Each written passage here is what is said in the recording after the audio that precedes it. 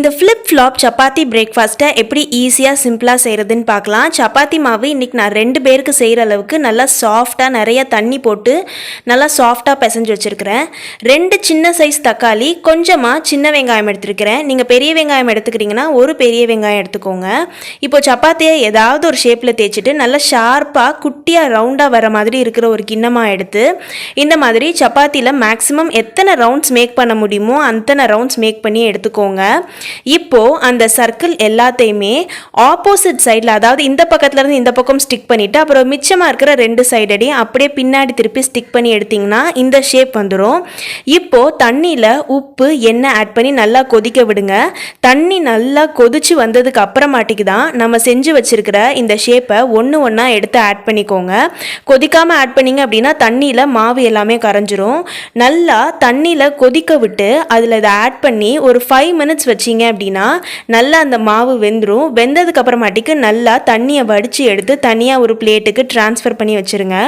இப்போ ஒரு கடாயில் 2 டேபிள் ஸ்பூன் நல்லெண்ணெய், 1 டீஸ்பூன் கடுகு எடுத்துக்கோங்க. கொஞ்சமாக உங்களுக்கு எவ்வளோ தோணுதோ அந்த அளவுக்கு ஜீரகம் ஆட் பண்ணிக்கோங்க. ஒரு பெரிய வெங்காயம் நீங்கள் நறுக்கி வச்சுருந்தீங்கன்னா அதை ஆட் பண்ணிக்கோங்க. நான் இன்றைக்கி சின்ன வெங்காயம் தான் எடுத்துருக்கிறேன். நல்லா வெங்காயம் கண்ணாடி பழம் வர்ற அளவுக்கு நல்லா வதக்கி வச்சுக்கோங்க. இப்போ நறுக்கி வச்சிருக்கிற சின்ன சைஸ் தக்காளி 2 ஆட் பண்ணி நல்லா வதக்கிக்கிறேன். இப்போ நம்ம அதுக்கு மசாலாலாம் ஆட் பண்ண போகிறோம்.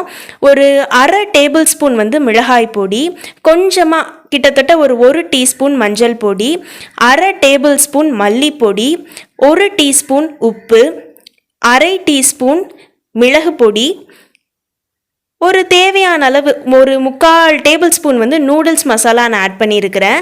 நூடுல்ஸ் மசாலா ஆப்ஷனல் தான், கண்டிப்பாக ஆட் பண்ணணும் அப்படின்னு அவசியம் இல்லை. ஆட் பண்ணால் ஒரு மாதிரி டேஸ்ட் என்ஹான்ஸ் ஆகும் அப்படின்றதுனால வீட்டிலே செஞ்ச நூடுல்ஸ் மசாலாவை நான் ஆட் பண்ணிக்கிறேன். நீங்கள் கடையில் வாங்கியும் ஆட் பண்ணிக்கலாம். இப்போ இந்த கோதுமையை போட்டு நம்ம செஞ்சதுக்கு ஒரு தண்ணி வச்சுருப்போம், அந்த தண்ணியை நான் அதில் ஆட் பண்ணிக்கிறேன். நீங்கள் தண்ணியை கீழே ஊற்றிட்டாலும் ஒன்றும் பிரச்சனை இல்லை, நார்மல் வாட்டர் ஆட் பண்ணிக்கலாம். தண்ணியை ஆட் பண்ணல நல்லா ஒரு மாதிரி டேஸ்ட் எக்ஸ்ட்ராவாக இருக்கும்.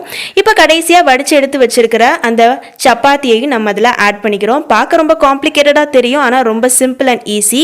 வீடியோ பிடிச்சிருந்தா லைக் பண்ணிவிட்டு மறக்காமல் நம்ம ராஜமாதா கிச்சன் சேனலை சப்ஸ்கிரைப் பண்ணிவிட்டு இது வரைக்கும் போட்ட எல்லா வீடியோஸையும் செக் பண்ணி பாருங்கள்.